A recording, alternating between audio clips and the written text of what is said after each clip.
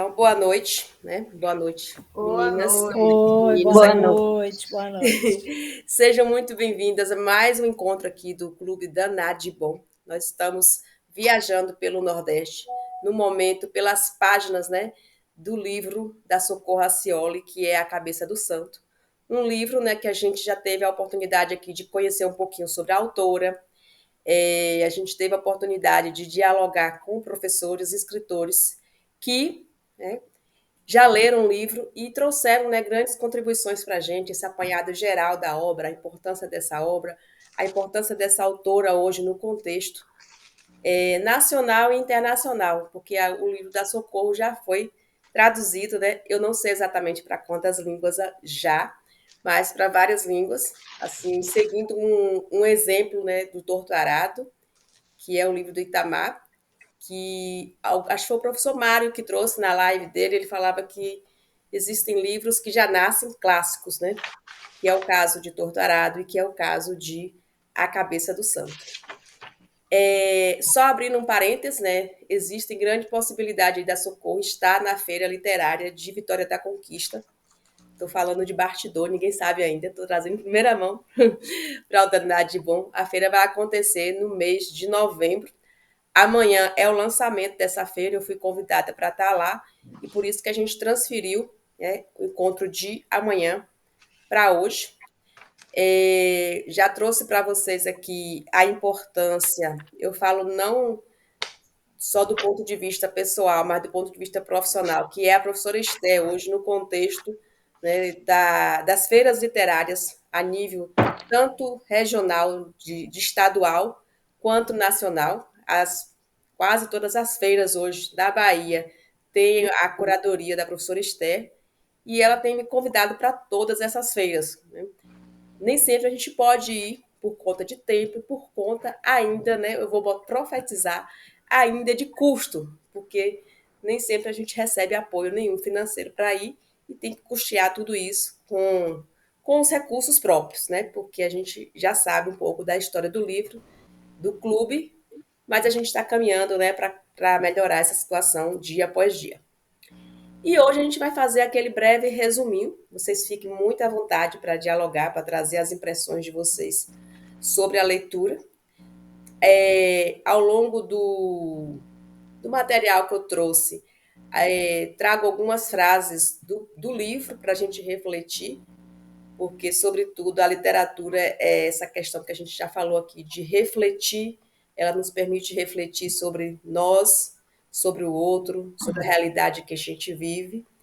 E no contexto da Cabeça do Santo, a Socorro traz muitas questões, que são questões que, que marcam a história do Nordeste, mas são questões também, digamos, de nível nacional, são questões que atingem, né, toda a humanidade, assim. O professor Mário trouxe uma coisa interessante na live dele, que ele disse que o livro abre falando de ódio, né, e fecha, entre aspas, falando do amor, né? O amor como esse sentimento, né, que regenera, que transforma.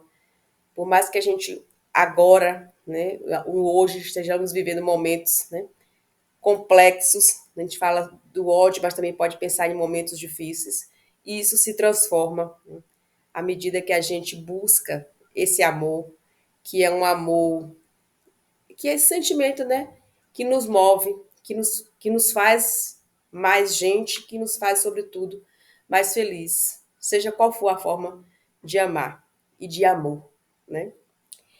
Então vamos lá, deixa eu ver aqui, a gente fala um pouquinho já do livro e para começar eu trouxe essa frase aí da Socorro que está lá no livro que diz: rezar é falar o que sente. Aí eu quero que vocês comentem a frase, né? Já sabe que a nossa metodologia aqui é justamente essa, de interatividade, né? De expressão mesmo. Esse momento nosso aqui é importante para isso. O que essa frase diz para vocês? Bom, para mim diz que não há necessidade de você recitar uma fórmula pronta. mas você, na sua simplicidade, na sua sinceridade, você pode se expressar com Deus ou com o cósmico, com a fé que você acredita, né? Então, na verdade, quando você conversa com Deus, você pode conversar qualquer coisa, até aquelas coisas que você não contaria para outras pessoas, né? Você realmente coloca assim, tá vendo o que, que eu fiz? Para que, que eu fui fazer isso? Você realmente coloca o teu sentimento. É como eu entendi. E ali as pessoas, quando iam na cabeça do santo, elas colocavam a esperança dela, o que elas sentiam, né? Não havia muita reza oficial. Havia espontaneidade de falar. Pelo menos é como eu vi todo mundo que chegava ali na cabeça do santo falar o seu desejo. Né? Já falei muito, pronto. Laura, fala aí. Não, é isso aí. Eu acho que é uma coisa assim da simplicidade, o que é importante na reza é você ter uma conexão né, com o espiritual, com a coisa mais importante, né? Deus, ou como a Helene falou, como que você chamar o cosmo, enfim. E é isso que eu acho que o povo sabe melhor do que o povo mais simples, às vezes sabe melhor do que qualquer um como fazer, porque rezar é só falar aquilo que você está sentindo, né? Eu acho bonita essa frase. E o que você está sentindo não é. Até agradecer também, é que geralmente no livro, assim, eu estou no começo, eu estou meio atrasada, mas quando ele reza que está pedindo alguma coisa, há aquela fé, né? Quando assim, o rezar, falar o que você sente, eu acho que está muito envolvido na fé, porque você coloca, você está pedindo, você está agradecendo, você está conversando com o cosmos, com a sua crença, né? E você está aquilo que você acredita, o que você está vivendo aqui naquele momento, você coloca com todo fervor naquilo, né? E o livro, assim, até onde eu estou, isso marca bem esse fervor, né? Essa crença, essa fé que a gente tem, eu estou falando de mim, que a gente tem quando a gente para e reza, né? É aquela coisa assim, que nem a Lili falou, não é aquela Ave Maria cheia de graça, Pai Nosso que estás no céu, não. O rezar é uma coisa assim até mais ampla, né? É aquela conversa, aquele bate-papo. Para mim também, assim, o rezar é falar com Deus, ou com o universo, ou com o santo de sua devoção. Eu, por exemplo, sou devota de Nossa Senhora Aparecida, então todos os dias à noite eu converso com ela. Eu não falo, eu a chamo de minha Cidinha, né? Eu falo que nós somos íntimas, e em outubro do ano passado, eu estava onde? Lá em Aparecida, né? E lá que eu assim, que a minha devoção toda, que eu tive uma comoção muito grande de ver aquele tanto de gente, né? Gente de todos os lugares, de outros países, vindo com aquela fé que você via assim, e você ficava comovida com aquelas pessoas. Então, assim, eu tenho uma devoção por Nossa Senhora Aparecida, né? Minha mãe tinha por Santo Antônio. Inclusive, a minha cidade onde eu nasci, eu estudei na escola Santo Antônio. O padroeiro da cidade é Santo Antônio. Minha mãe recebeu a bandeira de Santo Antônio. E quando eu tive um problema na perna, que o médico falou que eu ia ter um problema, que eu poderia ficar aleijada, tal, minha mãe fez uma promessa a Santo Antônio e me levou na Gruta da Mangabeira, que é na Chapada Diamantina, aonde eu fui curada.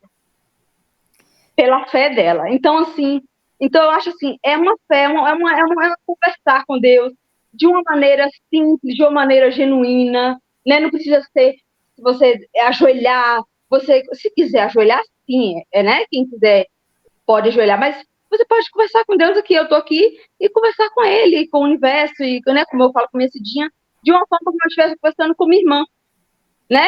É claro, com respeito, de uma forma diferente. Mas eu falo assim, não precisa ter aquela coisa assim de tem gente que tem que ir na igreja fervorosamente, e às vezes não é tão bem assim, ir na igreja fervorosamente. Ir na igreja, tudo bem, mas tem gente que tem que ir, né, religiosamente, não sei quantas vezes na semana. Eu acho que isso tem a sua fé, mas eu acho que em casa também você pode conversar com Deus todos os dias, a todo momento, toda hora, todo segundo, e Ele está te ouvindo, e Ele sabe da sua necessidade, né? E aí a gente pode Pode terminar, falar. Somos Betânia. um país de fé e de festa. Alguém já disse isso, que o Brasil é um país de fé e de festa. Tem festa para tudo que é santo, né? Sim, e tem a música que a gente trouxe semana passada, que é a do Gil, que eu acho interessante, Andar com fé eu Andar com fé vou, eu vou, que a fé não eu não costuma costumo falhar. apanhar. Então, assim, a E gente, foi lindo que foi ele preta cantando, né? Ela que saiu agora de no canto, Nordeste mesmo, a gente tem muito essa cultura, né? Tudo pode faltar, menos a fé, a né? fé. Seja em qual santo, qual forma de Deus a pessoa acredite, mas é essa fé, né, que nos move, não só o povo nordestino, né, que a gente fala um pouquinho É dessa um questão da país todo. É religiosidade, mas é fé. o povo brasileiro em si, né, tem muito essas raízes, né, essas expressões religiosas de diferentes matrizes africanas, muito forte aqui na Bahia, em outros estados já tem uma influência maior de outros povos, mas nós somos a mistura dessas, entre aspas, religiões todas, né, que nos tornaram povo brasileiro. Então vamos seguir aqui um pouquinho. É bom que eu gostei disso. Peraí. Você vê que lá no Ceará ele é Padre Cícero, né? É muito Eles forte, falam, né? mas meu padrinho, Padre Cícero, que eles falam, né? Isso. A devoção ao Padre Cícero é muito forte no Ceará. É muito forte. Aí aqui a gente tem aquele materialzinho que vocês já conhecem, para vocês fazerem. O livro, né? É interessante que é um livro que foi, né, publicado aí em 2014. Né? E ele está tendo toda essa, de certa forma, notoriedade maior, né, agora, né, na mídia, os clubes de leitura, se você buscar, tem muitos clubes lendo o livro da Socorro. Então, isso demonstra que uma literatura ela precisa também passar por essa maturação, né? A Socorro acho que levou de 7 a 8 anos para escrever o livro. E depois de mais 7, né, que está ganhando toda essa notoriedade que o livro tem recebido. E aí eu trago outra frase para a gente pensar, que também está lá no livro, que foi a morte que me ensinou. O tempo de sonhar é em cima da terra. O professor Mário trouxe essa reflexão lá também na nossa live. E muito interessante porque não só o tempo de sonhar, né, gente? Mas o tempo de realizar também é em cima da terra. E hoje mesmo, ontem e hoje eu conversava com algumas pessoas sobre isso. E essa coisa de importante de a gente precisar olhar para nós mesmos, com mais amor, com mais carinho, com mais cuidado, né? Para a gente, de certa forma, eu estou num processo tentando melhorar a minha qualidade de vida e tenho pensado muito sobre isso. A gente não quer estar nos lugares, em situações que muitas pessoas estão, e muitas das coisas que essas pessoas estão passando são consequências das suas atitudes, dos seus atos. Hoje passava aqui, Vitória da Conquista, a gente tem um hospital geral, né? Vitória da Conquista fica quase fronteira com Minas. Então, além de atender toda a região próxima, né? Onde a Betânia mora, por exemplo, Brumado, várias cidades próximas do sudoeste da Bahia, ainda atende várias pessoas né, do norte de Minas. Então, o Hospital Geral do Estado, uma superlotação, uma coisa de louco assim mesmo, né? várias pessoas nos corredores. Claro que isso é a realidade de muitos hospitais. Eu estou falando de uma realidade de interior, né? Capitais é muito tranquilo, infelizmente, não é tranquilo, é muito comum a gente ver isso. Mas para a gente aqui chocou hoje, eu fiquei chocada com aquela reportagem toda, as pessoas tendo que fazer as necessidades nos corredores, enfim. Por que eu estou falando isso? Porque assim, a gente sempre fala ler o livro a partir da nossa realidade também, né? E eu estou vivenciando um processo ainda com meu pai, com os problemas de saúde que eu já trouxe para vocês e compartilhei com vocês. E aí a gente pensa, em que lugar eu quero estar daqui, né? 10 anos, 20 anos, 30 anos. Então, o tempo de realizar, não só essa coisa do sonho, mas a questão do autocuidado também é hoje, né? Para a gente evitar esses problemas, evitar, né, ter que enfrentar situações como essas, que não são fáceis, né?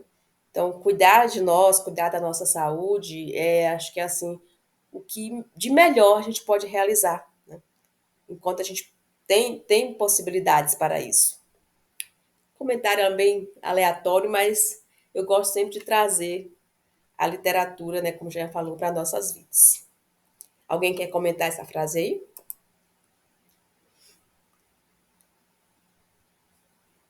Não, eu não sei se quem é que sabe, né? Se todo mundo sabe que eu perdi irmão agora tem 10 dias, foi de repente. Uhum. E eu no velório eu fiquei perto de um primo e uma das coisas que mais me doía era pensar nos sonhos que ele tinha de se aposentar, de comprar um sítio, de morar um sítio. Aquilo tudo me doía muito pensar nisso. E esse meu primo colocou as coisas de outra forma. Ele falou assim para mim: eu acho que você está pensando errado. Você tem que pensar que ele viveu bem até o último dia, ele tinha sonhos. Ele viveu bem, porque ele sonhava em fazer as coisas, ele estava vivo, porque ele comparou, por exemplo, quando a minha tia faleceu, que ficou com Alzheimer há muitos anos, e aí era uma sobrevida, aquilo não era vida, ela sofria muito porque ela não reconhecia as pessoas, não reconhecia a casa, essas coisas todas. E aí ele falou isso e eu comecei a pensar. Então, essa frase até veio bem de acordo com isso, que a gente tem que sonhar sim, porque Sim. sonhar é viver, é a gente pensar que pode ainda fazer coisas, é pensar em coisas boas, sonhar em melhorar, é sonhar em ter coisas melhores, sonhar num mundo melhor, sonhar é ter esperança.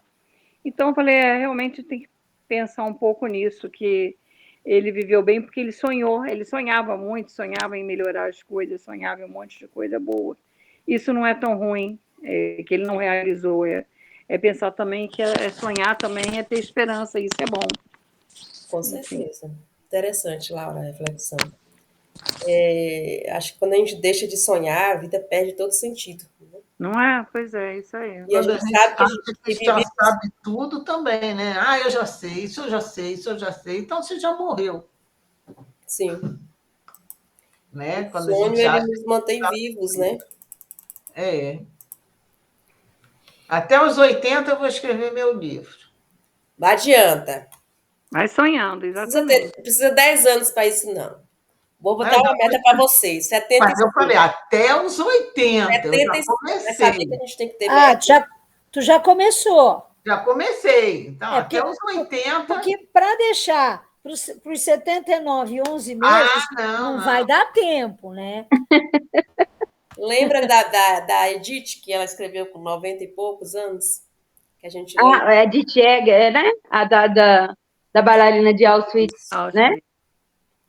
É. Mas Cora não pode, Coralina Eliane, escreveu pensar, uma botar uma frase, né? meta, traçar os objetivos aí para 5 anos e pensar que com 80 já vai ser o segundo. Tá desligou aí o Tá microfone. desligado, Lili. A gente vai comentar teu livro aqui, Lili. Ah, eu estou dizendo, quando chegar aí aos 80, eu estou num sucesso só. Pois é. Entendeu? Porque leva um tempo a gente lança o livro, mas para ele virar best-seller demora um pouco, né? É os 80. Aí, dos 80, eu lanço o segundo. Justo. Isso aí. Então vamos falar um pouquinho mais agora sobre o livro, né? Que a gente já falou, já vem falando que o livro ele foi desenvolvido justamente quando a Socorro participou, teve a oportunidade, e aí algo me chamou a atenção nela, assim, dela acreditar que ela podia, né? Porque, assim, você pensar em uma oficina com um Nobel de Literatura, o Gabriel Garcia Marques, e a pessoa ir lá se inscrever, tem que ser ousado, tem que ser nordestino. Viu, Laura? Brincadeira. Tem que ser nordestina, ousada, porreta, né? Falar, eu vou me inscrever, né? Porque ela percebe-se uma autoconfiança, né? Da altura ao se inscrever. E tinha essa oficina. Isso foi em 2006, em Cuba. Ela esteve em Cuba, né? Fez essa oficina lá. E teve toda aquela, né? O Gabriel, a escrita dele tem a perspectiva do que a gente chama dentro da literatura de realismo mágico, só que ele quando viu a história do Socorro, da Socorro, falou, não, isso aí é mentira, né? Não, ela é verdade. Até ele acreditar que, de fato, tinha essa cabeça do santo, né? Lá onde ela partiu as pesquisas dela para fazer o trabalho. Teve conversas aí para poder provar isso para o Gabriel. Então, vocês viram já lá no Fantástico e tudo, essa é a cabeça, né? A tal da cabeça que está lá no Ceará. A história se desenrola aqui no sertão, justamente no Nordeste. Tanto a história real quanto a história fictícia, né? Acontece no Ceará. Ele traz lá a cidade, esqueci o nome da cidade agora. Real, gente, esqueci o nome agora. Deixa eu ver se aqui tem. Então, o Samuel é um jovem que parte em busca do milagre. Tá, deixa eu aumentar um pouquinho aqui. De trazer a chuva para a sua vila. Para isso, ele decide embarcar em uma jornada surpreendente, cheia de reviravoltas, incluindo, né, esse encontro inesperado com a cabeça decapitada, que supostamente tem poderes divinos.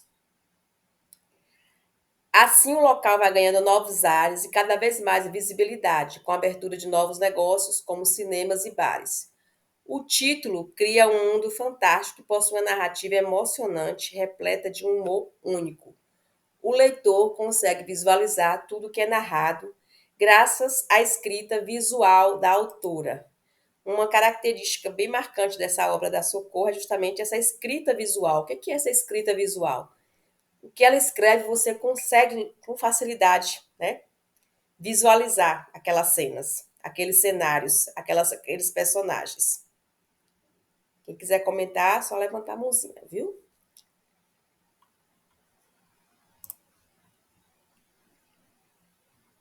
E aí, eu vou intercalando com as frases aqui, para ver se vocês lembram, né, de terem lido isso aí no texto, e comentar também.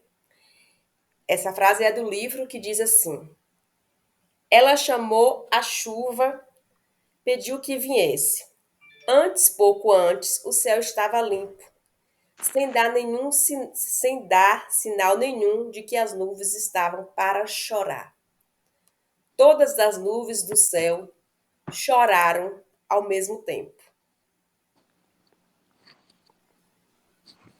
Lembra, Eliane, de ter lido isso? Eu também não lembro que pedaço é esse, não. Mas é tão bonito. Sim.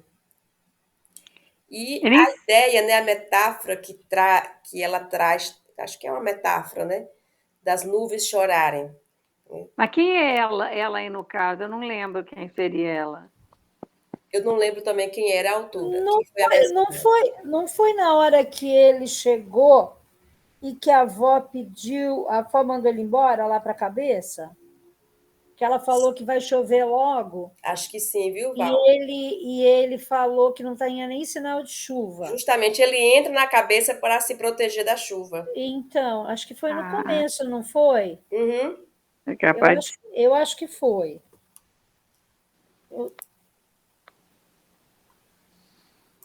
Aquela avó dele era bem chata no começo, né? Espantou ele, não gostava. Então, eu acho que eu não dei muita bola porque ela disse não.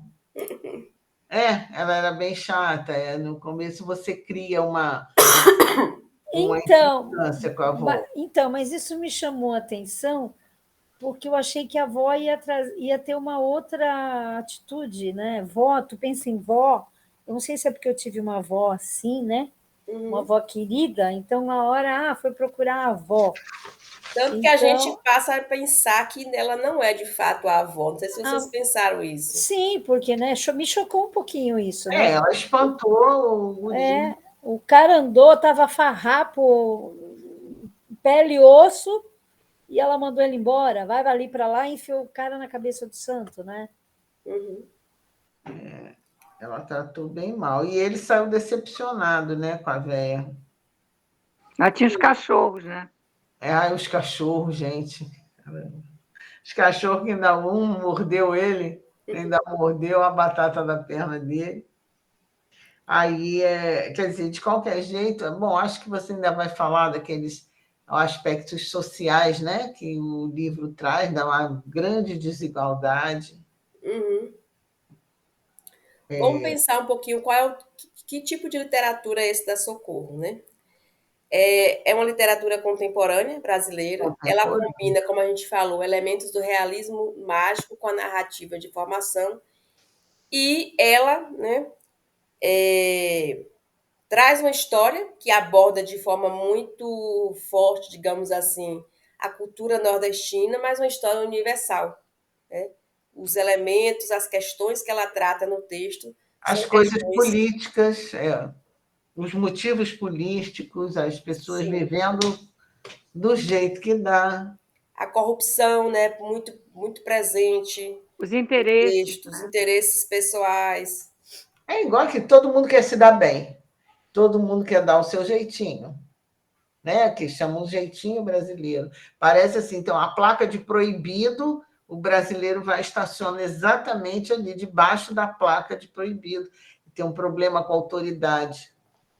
Então, isso daí a gente nota, quer dizer, é geral no país todo, né?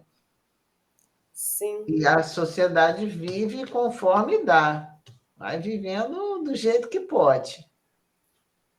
Uns sendo espertos, que nem o garoto, né? Que o garoto aproveitou a oportunidade para ganhar dinheiro, né? oportunidade. Bom, dizem que a oportunidade é uma mulher careca. Você já ouviu isso? E que se ela só tem cabelinho na frente. Então, quando ela chega, você tem que pegar. Porque se deixar ela passar, você não pega mais. Porque ela é careca e lisinha. Então, a oportunidade vem, você pega e olha e vê se te serve. Se ela não te servir, você vai joga fora. Se ela te servir, tu aproveita. Uhum. E ele fez isso, ele viu uma chance, opa, vou arrumar uma grana aqui. Entendeu? Então vamos ver outra frase. A moça pensou uma coisa egoísta. Ele sofria mais que ela. Que bom ver alguém que sofre mais. Que bom. Aquela desgraça de destino, seja lá como tenha acontecido, tornava a sua sina um pouco mais leve. Quem lembra dessa? Eu tenho uma lembrança, mas Eu não sei. acho também que foi do início do texto, que foi justamente a moça que, né, que conseguiu a comida para ele. Eu não me lembro bem o que foi. Que deu água para ele, não foi? Que levou uma água para ele. Foi isso mesmo. É? Não A foi, mo- não foi ainda foi antes de chegar na cidade lá do. foi antes. É, foi E aí a sim. gente pensa essa história que a gente também tem no nosso, na nossa cultura popular, né, de observar o sofrimento do outro e tentar se consolar com o sofrimento do outro. Isso já me chamou a atenção várias vezes, porque você fala assim, pior é fulano que tá assim, pior é fulano que só tem isso. Mas e o outro que tem mais, né? E o outro que tá na melhor do que você? São questões, Tem né? gente que se compara dizendo assim, puxa, fulano tem e eu não tenho, né? É. Não se consola com a São desgraça. formas, né, diferentes de encarar a realidade. Tem pessoas que vão encarar sempre se consolando de que com a situação do outro, que tem menos, né? Menos, E a um gente não fala problema, só de bens materiais, a gente fala de tudo, né? um Menos. problema não é maior do que o outro.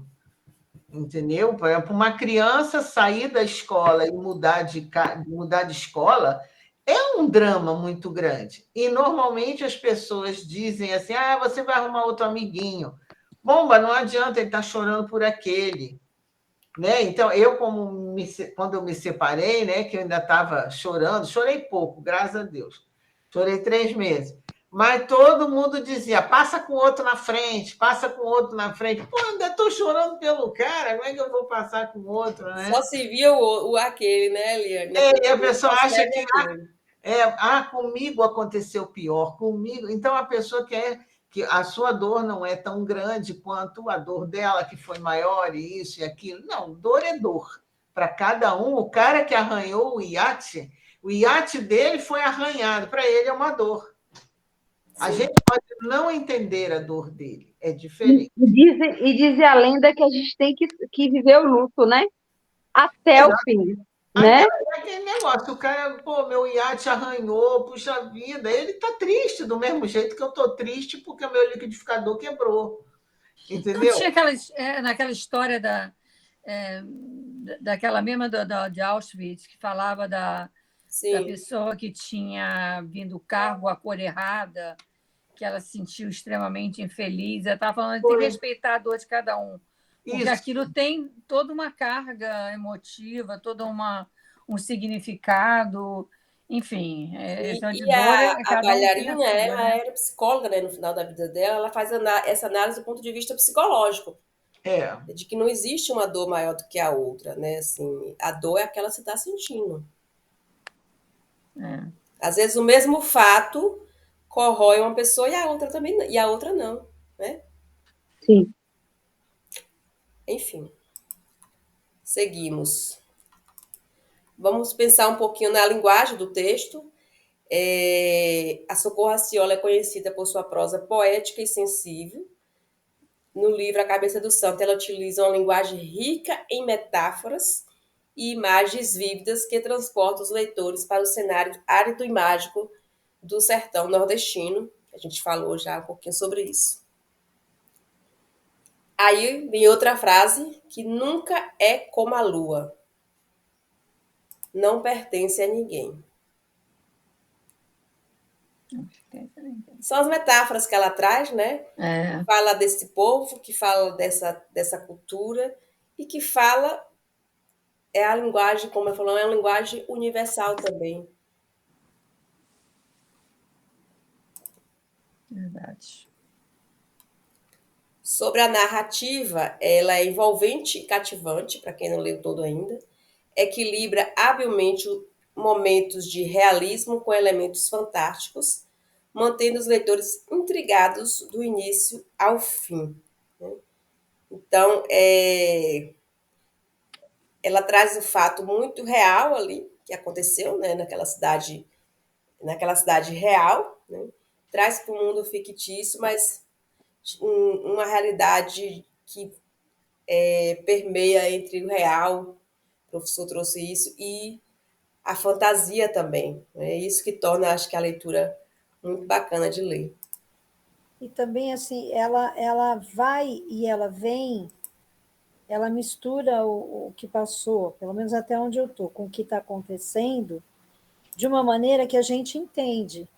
Porque eu já Uhum. cansei de abandonar livros que o autor começa a fazer esse jogo e eu acabo me perdendo, porque eu não sei nem onde é que ele está, de onde é que ele veio.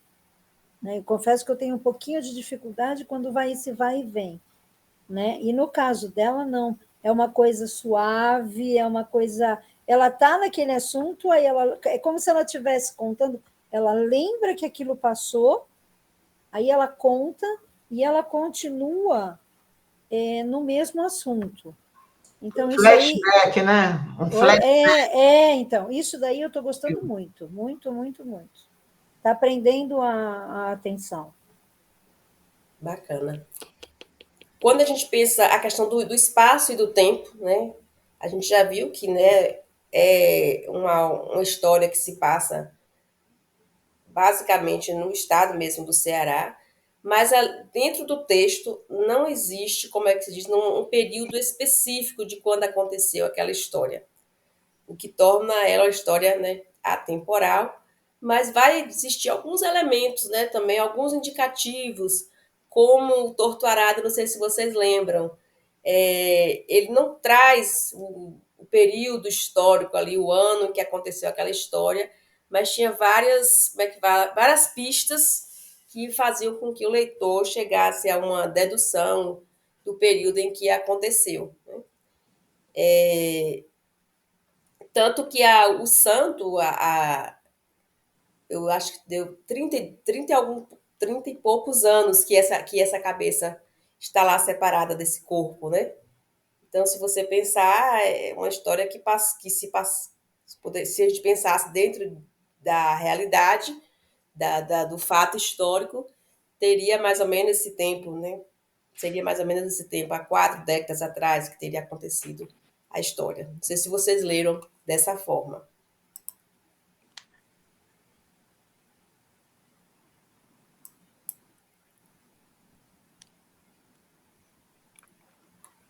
Bonita essa frase, né, gente? Tem outra frase que diz, não sei se é assim, que tudo, ou o mundo, tudo cabe dentro de um abraço. Eu não sei exatamente como é que é a frase, e essa frase, acho que a Laura, vou trazer o exemplo da Laura, que passou por essa situação recente. Quantos abraços você não recebeu? Quantos abraços silenciosos, mas cada um traz uma mensagem para você. É Né? isso aí. A depender de quem vinha, a depender de como se abraça, né? como você se sentiu abraçada por aquela pessoa, a depender da relação que você tinha com aquela pessoa que te abraçava. Então, Uhum. Às vezes, um abraço vale mais do que palavras. muito. Com certeza. Ele tem esse poder, né, de nos fortalecer, de nos energizar. E eu estou pensando agora nesse livro da Socorro, justamente isso. Ela traz, ao longo da história, entrelaça, né, muitos desses sentimentos humanos, emoções humanas que vão se entrelaçando ao longo da história.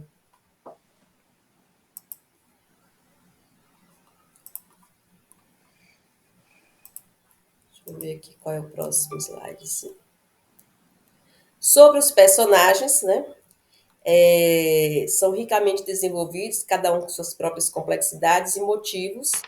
O Samuel é o protagonista, cativante, enquanto outros personagens secundários desempenham papéis significativos na jornada. Mas, além do Samuel, quais outros personagens vocês lembram que chamaram a atenção de vocês? Quem leu o texto? Bom, a Marinha, porque a gente fica o tempo todo curioso de saber quem é a voz, né? Que canta. O Francisquinho também, o tal do Francisco, que que era mulher ajudava. safadinho, o moleque foi um dos que queria, vou aproveitar essa situação aí. A mãe que inventou toda essa história, né? A Meidinusa também, Meidinusa. Essa é ótima, esse nome. Essa assim, é fantástica, a Madeinusa. Madeinusa. Aí o Meidinusa, né? Madeinusa. Madeinusa. E o pai, no final, é que eu fiquei assim, meio assim, cara, o cara viveu lá e continuou lá, né? Ele não quis sair dali. E ele foi com a moça, né? Eu estava curiosa com a moça que canta. Curiosa para saber. Aonde estava enfiada a moça que canta? E o personagem principal é Samuel? É o Samuel. É o que ouve lá os pedidos do santo. E aí entra a parte fantasiosa do texto, né? Porque aí você fica, existia mesmo essa voz? Pode ser o eco do vento, alguma coisa que por um canal, vamos dizer, a física pode explicar. Uma pessoa fala lá em cima e o vento traz aqui, e ele, estou ouvindo a voz. E ele começa a dar uma desperto. Então, que pode existir alguma coisa científica, pode, né? Mas como muitas coisas que acontecem e que aconteceram no mundo, você achar que teve alguma coisa física envolvida ali, né? Em várias... Alguma coisa fantástica, alguma Alguma coisa... coisa mágica. Por exemplo, eu lembro só uma coisa que eu lembro, que, por exemplo, no nosso tempo, Laura, quando a gente era criança, bota lá tempo, lá. Então, por exemplo, quando alguém falava Jesus subiu aos céus, a gente ficava assim, oh, que coisa impressionante. Já para o tempo dos meus filhos para cá, subir ao céu, assim, bota foguete no pé e se manda, vem o disco voador e carrega. Para eles não era o espanto que causava para nós, porque eles já tinham uma tecnologia na cabeça que não era o espanto que a gente sentia, né? Uhum. Então, há sempre alguma coisa, um mistério misturado com alguma coisa que, cientificamente, eles achavam ótimo. Jesus botou 2 foguetes no pé e foi. Ele não era Jesus? Não sabia tudo? Então, se mandou lá para cima. E eu lembro, mas esse foi do meu filho, né? O controle remoto. Como é que é? Tudo que ligares na terra será ligado no céu. Tudo que desligares na terra será desligado no céu. Mãe, é um puta controle remoto. Ligou aqui, desligou lá, pô. Na cabeça dele, o que era? Com 8 anos. Era um negócio assim. Então, é o que eu acredito. Pode existir alguma coisa científica na cabeça que fizesse ele ouvir a Na história. verdade, é a proposta do tipo de literatura dela, é misturar justamente essa realidade com a fantasia, né? E É. fazer o leitor fazer essas traduções todas que a gente está fazendo aqui. Essas E o inferências. povo adora inventar, né? Mas eu não acho que o livro seja para você racionalizar. Eu acho que é para você ler e aceitar. Ele escutava as vozes, ponto. Tirou Eu acho que ele não proveito. tem mais que pensar se vinha pelo vento ou se vinha. Eu não sei, eu não pensei em nada. Eu pensei, puxa, que legal, ele escutava as vozes. Pronto. E foi Pra mim, esperto. eu acho que eu viajei na maionese mesmo, junto com a autora. Ele escutava as vozes, pronto. O Não que me pensei intrigou como foi ele a cantora. escutava. A cantora me intrigou. E Entendeu? quem quer dar um spoiler da cantora Não, que era. sem spoiler, ela aparece, a cantora? Eu ainda não cheguei lá. Então, espera Aparece? Aparece? Ah, Espera não. para ver. Aparece. Então Ela tá. existe. Então vamos lá. Uma outra frase do texto: os tímidos, na hora em que atacam, são das feras piores. Concordo, plenamente. Acho que eu só tenho um exemplo disso aí, viu?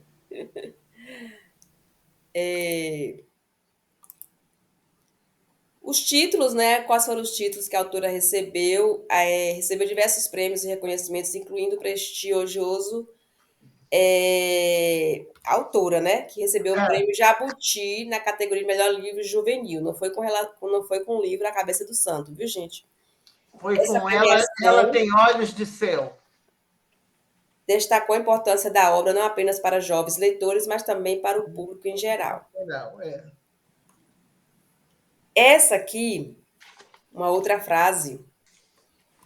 Cresceu sabendo que até a morte misericórdia, faz falta quando demora a vir. Eu achei essa bem a coisa da falta, né? Quantas pessoas, né, que a gente já conheceu, assim, digamos, em estado. Eu pensei nessa perspectiva terminal, né? Que fica ali esperando de fato a morte chegar e a morte não chega, né? Então, é bem reflexivo. O que vocês viram lembram sobre essa frase? Pessoas sofrendo, né? Antes de. Lembram dessa frase dentro do texto? Dentro do texto, não. Mas eu sei que alguém disse isso. Que alguém Diz. que precisava morrer, queria morrer e nada de vir à morte.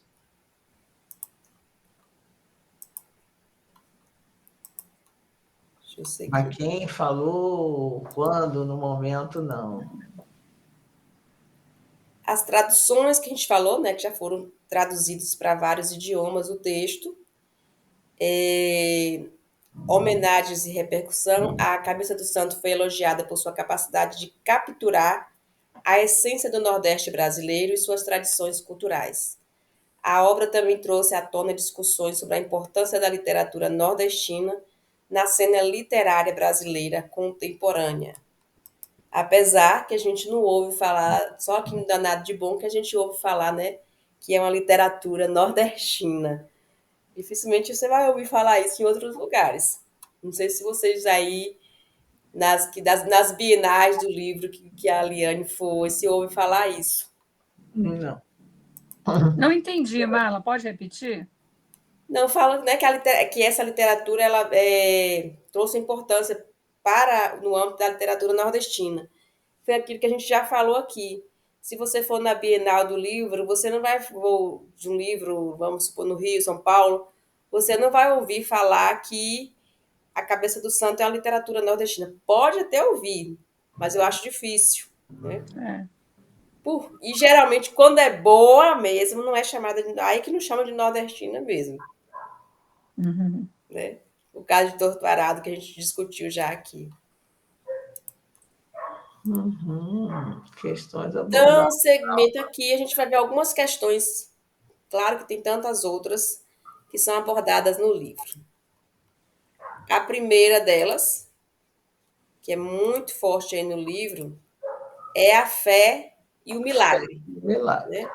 É a religiosidade, é esse misticismo todo, são essas crenças todas, né, que cercam a nossa cultura. E um dos temas centrais do livro é a fé e a busca de milagres. Samuel, né, que é o protagonista, ele parte de uma jornada em busca de uma cabeça decapitada que supostamente possui poderes divinos para trazer chuva. Isso levanta questões sobre a relação entre a fé, a superstição e a realidade. Lembrando que o Samuel ele parte nessa jornada para poder acender as 4 velas lá, né? É isso que eu ia dizer, as velas que tinha que acender, né? Eu não me lembro quais são os santos, mas se são aqui de São Francisco. Pode falar, Laura. Padim Padicício, São Francisco, né? Santo Antônio. E quem mais? Acho que era só 3, não era, não? Foram 4. Agora eu não me lembro dos 4. 4, não. Quem seria o 4? Não lembro. E tem todo um significado isso dentro da história, né? Que era a coragem, aquelas 3 O professor fez essa relação, lembra? Coragem, as palavras, era coragem. Cada vela significava, né, tinha um significado da própria formação de Samuel, né? Que ele parte de uma realidade de um ser incrédulo para um ser que passa a acreditar, né, nessas. Eu anotei isso, não, eu fiquei de ler de novo. Eu anotei aqui na ficha, né? Mas eu fiquei de ver de novo porque o professor Mário falou, o Pontieri. Adorei ele, muito bom. Sim. O sertão nordestino ele é muito destacado, os aspectos geográficos, a influência dos personagens, a vida desses personagens. Traz muita questão também da seca, né? Um livro que aborda também a seca do Nordeste, as peregrinações desse povo. Que mais que vocês lembram? Que remete a esse sertão. A desigualdade social. Desigualdade social, que a gente volta a dizer que é uma questão, né, universal, não é uma questão do Nordeste, talvez de forma mais cruel aqui, né, em algumas regiões do Brasil, ela sofre com maiores níveis de desigualdade do que outras, mas é uma realidade que está em todo lugar, né? Você chega em qualquer cidade do Brasil, você vai encontrar as favelas, as maiores cidades, né, do Brasil, você vai encontrar esse contraste mesmo de realidades. E o povo parece que precisa dessa espiritualidade, senão ele não aguenta a vida que ele leva. Se ele não tiver essa esperança, ele não aguenta. Né? Então, por isso que é preciso, fé e festa, porque tem que festejar esses santos E a própria Igreja Católica, que algumas pessoas dizem, estão adorando o santo. Não está adorando santo nenhum, mas aquele povo precisa ter fé no intercessor, porque às vezes ele não se sente capaz, se sente muito pequeno e humilhado para pedir direto a Deus ou a Jesus. Então ele pede ao santo, que é o intercessor, é o secretário, vai lá e pede isso para mim. Então, esse padre falou que uma vez que não tinha como você impedir que os povos africanos fizessem aquela comparação, né, das entidades deles com a religião católica, porque eles foram trazidos para cá. Então, eles trouxeram essa espiritualidade, tudo isso tinha que ser muito aceito por qualquer um, entendeu? Então, havia esse sincretismo. Os indígenas também, coitados, não entenderam nada, mas tem coisas que vêm lá dessa religião indígena, né? Uhum. E aqui a gente conseguiu misturar tudo e aceitar. Então o padre falou: eu não posso impedir, tem mais é que deixar o povo. E o povo vai atrás de qualquer jeito.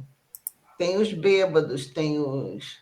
Né, na procissão de São Sebastião, lá na nossa paróquia, os bebum carregando o andor, e a gente assim, cara, esse teco vai cair, a gente com a bandeira do apostolado, seguindo, e os bebum ainda pegaram a gente e empurraram assim, para sair da frente do andor.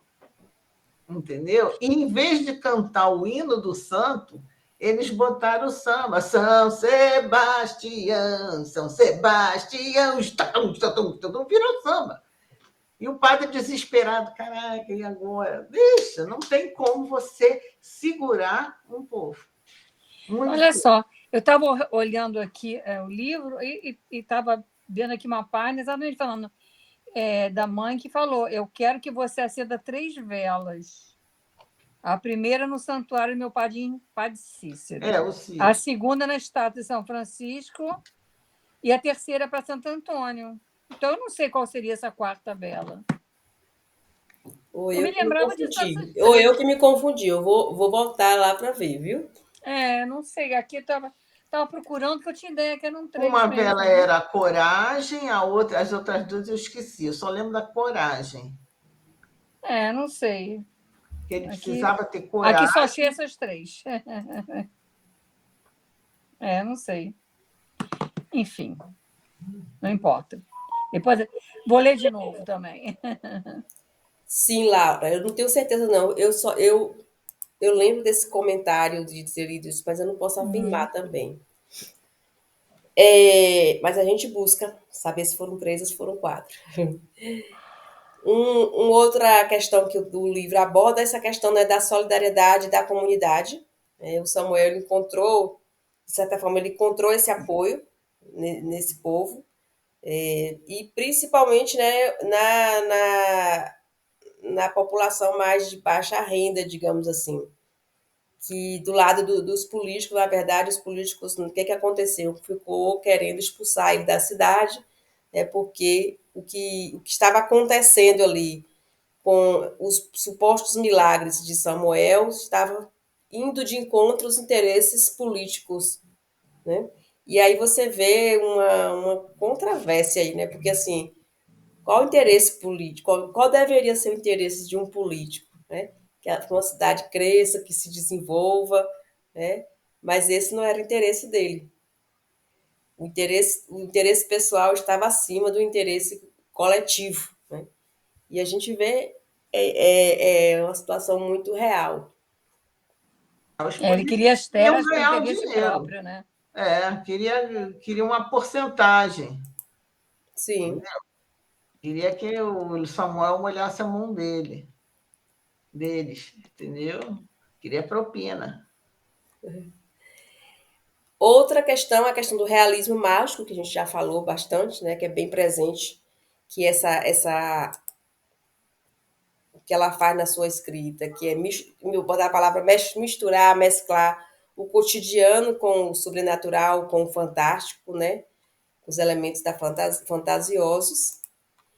E a jornada do herói, que é justamente essa história em torno da vida do protagonista Samuel, O que é a jornada do herói? É contando essa história dessa pessoa que sai desse lugar, passa por essa situação e chega, né? E o grande boom aí que eu acho que dessa jornada toda do Samuel foi essa transformação que ele vivencia ao longo dessa jornada, enquanto ser humano, né? Que ele passa. Que coisas vocês lembram aí que tornaram o Samuel do início da história no Samuel do final da história? O que foi de interessante que aconteceu? Eu, de certa forma, fiz um paralelo assim como um Dom Quixote, né? Porque ele brigava e falava de coisas que para ele eram reais e, de certa forma, para os outros não eram, né? Então, ele tinha toda aquela jornada, daquela luta, e tinha, ao mesmo tempo, tinha o Francisco, que era a parte mais real dele, né? Que fazia a conexão, que via o negócio do dinheiro, que conseguia convencê-lo a fazer aquelas coisas todas.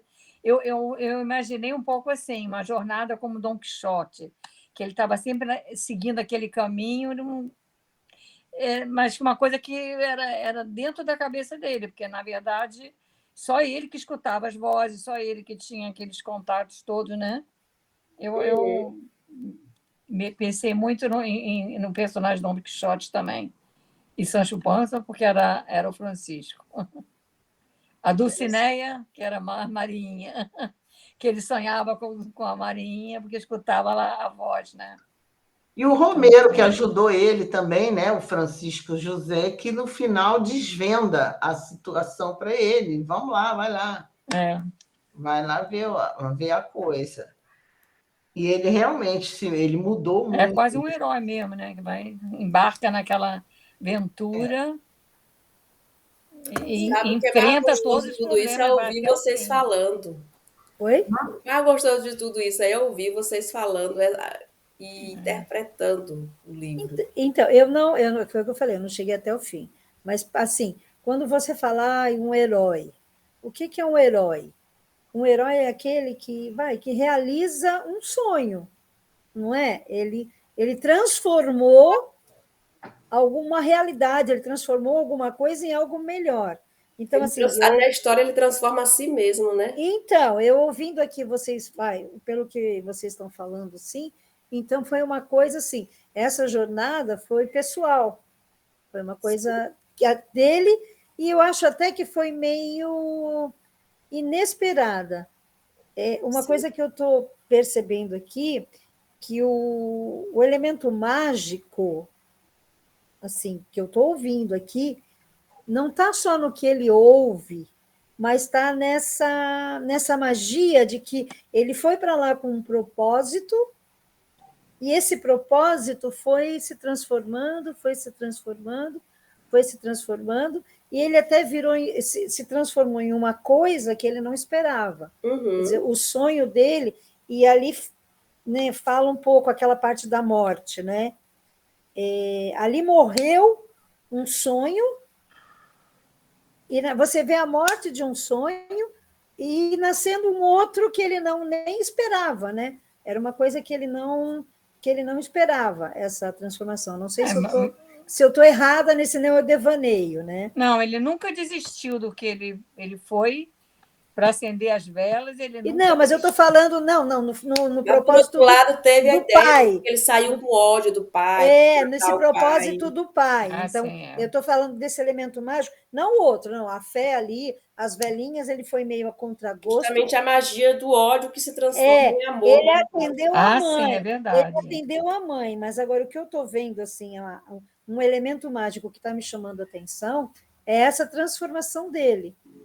É essa coisa que aconteceu nele, que ele começou com ódio, que nem vocês estão falando, que acabou com o livro, o final do livro é o amor. Então, eu acho que isso daí também tem a fé, eu acho a fé mágica.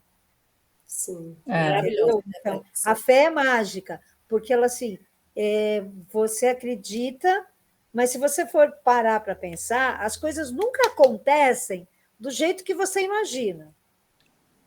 Não é? Você tem aquela fé, mas você faz um projeto. Quando a coisa começa, primeiro embola para depois desembolar. Se você perde a fé, ela desembola e você não vê acabar. E se você continua na fé, eu acho que aquilo ali abrem-se os caminhos, abrem-se as possibilidades, e nessas possibilidades as coisas vão acontecendo. Eu não sei, para mim, assim, a fé é uma coisa assim mágica, tá? É mágica por quê? Porque ela surpreende. A partir do momento que você tem aquela fé naquilo, e quando você chega ao final daquilo que que você se propôs, que você para e você pensa, nossa senhora, ainda bem que eu tive fé, ainda bem que eu fui adiante. Se eu não tivesse ido adiante, o que será que teria acontecido? Porque o que está agora está bom. O que está agora está melhor do que eu sonhei lá atrás, quando a coisa aconteceu. Então, nesse ponto assim dessa magia do livro, eu estou sentindo que é mais por essa parte. A magia, o elemento mágico seria assim mesmo a fé nessa parte dele, né? Da transformação dele. Muito bom.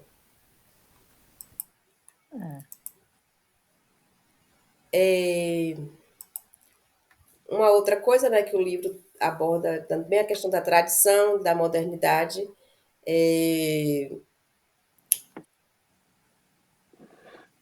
traz muito, né, das tradições da cultura nordestina e as mudanças que vão ocorrendo nesse processo todo dessa jornada de herói, né, do Samuel, nesse percurso todo que ele faz.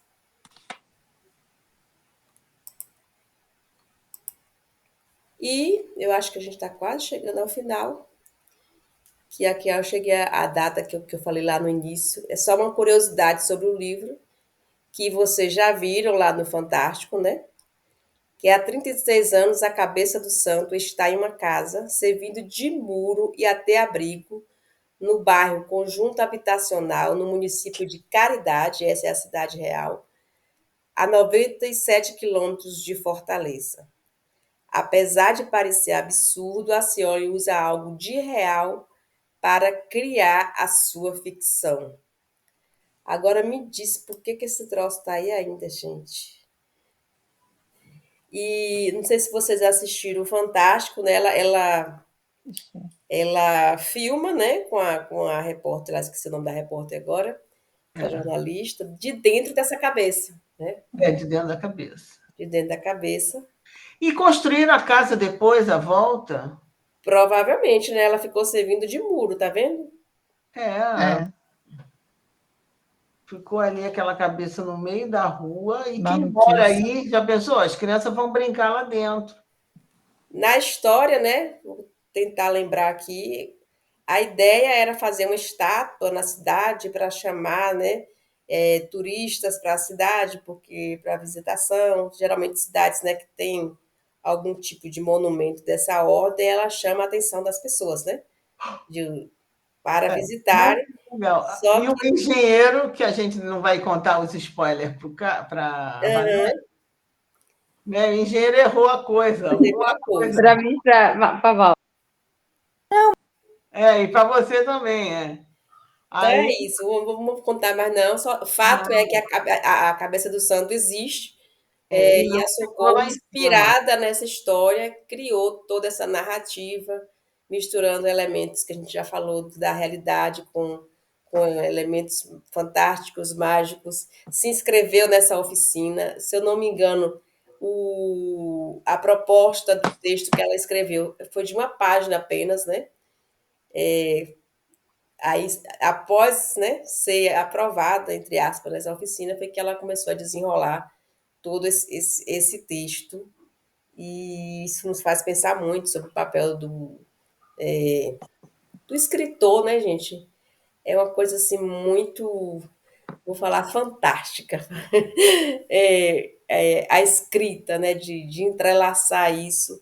E para se construir uma obra como essa, a autora teve que se debruçar, com certeza, em muitas pesquisas, além de toda a gama de conhecimentos que ela já trazia, tanto dessa cultura também, né? Acho que o que ela traz é muito do que também ela vivenciou, Acho que a escrita ela traz muito de nós, é impossível alguém, eu acho impossível escrever algo sem trazer alguma coisa, né? O mínimo possível que seja da nossa realidade, eu falo assim, de quem nós somos, né? Da, das tessituras que eu escrevi alguma coisa uma vez e eu acho muito interessante essa reflexão que eu fiz durante o mestrado, que fala assim que nós somos linguagem, né? Nós somos linguagem. Então, assim, tudo aquilo que eu sou são os discursos que foram se entrelaçando ao longo do meu processo de vida. É isso que me torna a pessoa que sou, né? A partir das interpretações que eu for fazendo. Por isso, tem até uma imagem de um livro, não sei se era de um livro, que era um corpo humano, né? Um corpo humano, e dentro dele várias palavras, para mostrar, para exemplificar justamente isso, que a Que gente, nós nós somos somos essa linguagem, soma, né? A soma de todos esses todas essas discursos. experiências. É.